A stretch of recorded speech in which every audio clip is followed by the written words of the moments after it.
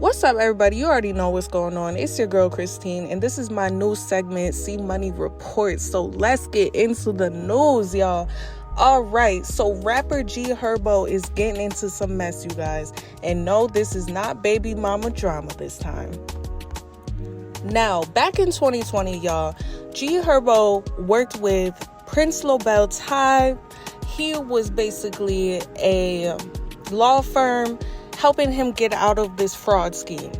And this is amounting to $237,000. Now, y'all, I don't know if you remember, I might put it in here or not, but I did actually listen to a recent Herbo song where he mentioned that his new veneers is $3K a tooth.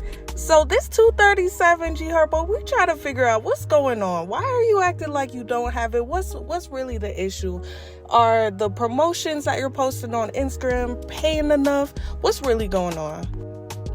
Now, also back in 2020 when this was going on, he and Taina announced that they were engaged. Now, a lot of us didn't hear much after that announcement. I'm not sure if they are engaged to this day. I know they are unfollowed on Instagram, the both of them.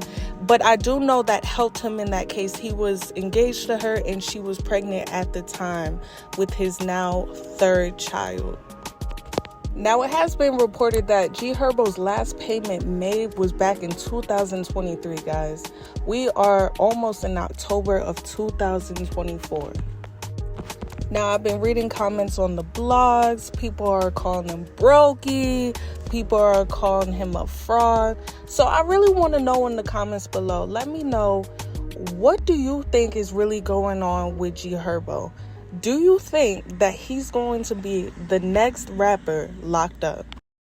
I want to address this lawsuit and my greedy, shiesty ass law firm, Prince Lobel, that I hired. First of all, I paid y'all $1 million. $1 million. I think a little over $1 million. But this invoice of what y'all suing me for put y'all well over $1 million. And I didn't even go to trial. I pled guilty. I pled guilty to something I had minor or little involvement in the first place. And I only had my name on 5 pages of discovery. So out of the million or whatever pages of discovery that y'all read, because that's what y'all want to do so y'all could charge me by the hour, my name was only on 5 pages of this shit. Only on 5 pages of discovery. I went into the courtroom pleading guilty, and I was able to walk out of the courtroom and be with my family, remain free based off of mitigation. And for those who don't know what mitigation is basically an argument based upon who I am as a person, the community work and the stuff that I do in the community, and who I am as a man, as a father, the mental health work that I do in the community. I didn't catch a case and start doing that. I was doing this before I caught the case. So basically I went into the courtroom and was able to walk home free based off who I am as a person. My lawyers ain't even really doing. You know how to, like, when people catch cases and they beat the case and they take pictures with their lawyer, like, oh, thank you. I didn't have to do that because I pled guilty to the shit. I didn't have to go to trial. And my argument was who I am as a person and the likeliness that that'll never happen again, first of all. And second of all, let me touch on, I'm glad to get over it so I can speak on it. I don't know how to do fraud. I was fighting a case for conspiracy to commit wire fraud and identity theft. I ain't never did fraud a day in my life. I don't even know how to work my phone. I don't know how to work a computer. I went to jail for paying hundreds of thousands of dollars to do for goods and services when I was 18 years old. I was a kid. I was 18, 19 years old, paying $20,000 for a jet, $15,000 for a crib, thousands of dollars for cars, rental cars, and he doing that legally. That ain't had nothing to do with me. I didn't know what the he was doing. I wasn't even thinking about it. I was a kid. I had money already. I wasn't going to steal from people. I wasn't stealing people's credit cards and taking their identity to go further my career or do something to help me. Like, be for real. So, anyways, let's touch back on this subject. Also, y'all misinformed me that I would even be debanked, that I was going to get debanked and banks wouldn't even allow my business anymore after I fought this case. So on top of that, I had to get big ass checks sent back to me and then figure out which bank gonna take me so I could put the money that I already have in the bank. And I can't even make no new money. I got millions of dollars in deals on the table right now that I gotta figure out what I'm gonna do with the checks that I have already and where they gonna send these new wires, because y'all misinformed me that I would lose business and be debanked behind it. So not only did y'all overcharge me, y'all misinformed me, y'all misrepresented me, and y'all took advantage of me. And y'all think just because I'm young and black and successful and I'm an artist that I'm uneducated. Like, I don't know right from wrong. I should have never paid $1 million to y'all in the first place. Everybody on my team advised me to sue y'all for excessive billing, but I never did that. So now y'all suing me because y'all greedy and money hungry, and y'all feel like I owe y'all $230,000, which I don't feel like I owe y'all.